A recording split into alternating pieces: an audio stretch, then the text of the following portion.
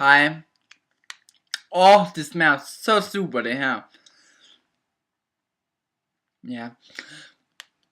Godt, men nu velkommen til Andreas' videovlog nummer, hvad er vi ved at være over på? 1.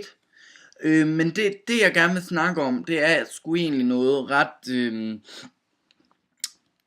ret debatterende, hvis man kan sige det smukke ord. Smide det ind på lystavlen. Det der sker, det er, at i går der blev det lanceret, at Rihanna hun skal på Roskilde. Og der er jeg personligt, som jo altså kender festivalen ud og ind, kender den forfra og bagfra, han har sagt, det er også en joke, men jeg har trofast Roskilde-gænger, jeg har været der sådan, vi er ved at være over, det ved jeg ikke, 2 gange jeg har været der, så jeg er ligesom inde i the game, så altså folk burde virkelig høre til hvad det er jeg siger, for det er ret sådan, men altså det er bare en mening folk kan bruge til noget i forhold til andre meninger. Godt, det jeg grundlæggende gerne vil tale om, det er at i går ved en, hvad er det vi er ved at være, det var en 8-9 tiden om morgenen måske, don't hang me up on the crucifix, men det tror jeg det var. Og der blev det simpelthen lanceret, at Rihanna hun skal optræde på Roskilde Festival år 2013. Og det har jeg lidt stramt over. Og lad mig lige skære det ud, pap. Det der sker, det er, at jeg personlighedsmæssigt synes jo, at Roskilde Festival, det er en mangfoldighedsfestival. Der skal være plads til alle. Derfor synes jeg ikke, at Rihanna hun skal komme her og tro, at alle gider hende. Der er ingen, der gider hende. Ingen gider hende.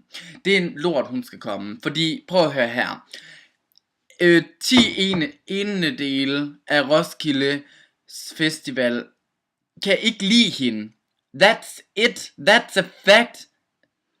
Altså det er ikke, det er ikke en undersøgelse, men altså det er jo sådan lige det man går ud fra.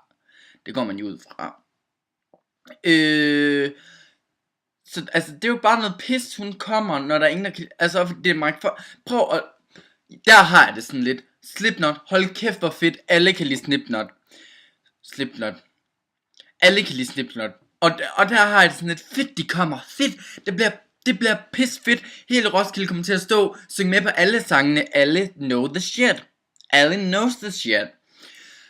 Rihanna derimod, som jeg sagde, en del af Roskilde kender hende ikke.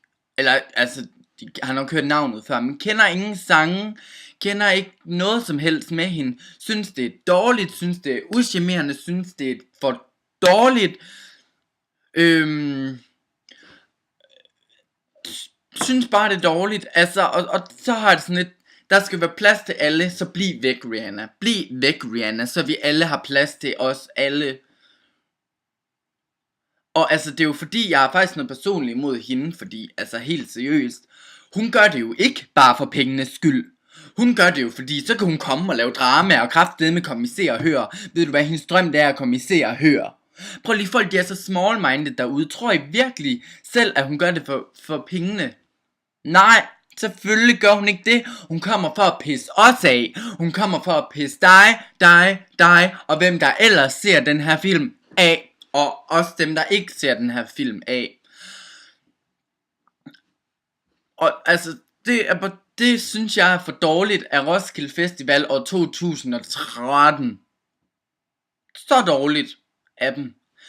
Nå, men nu vil jeg smutte og prøve at se, om jeg kan få solgt den billet, fordi på grund af det navn, det kommer, så gider jeg ikke komme.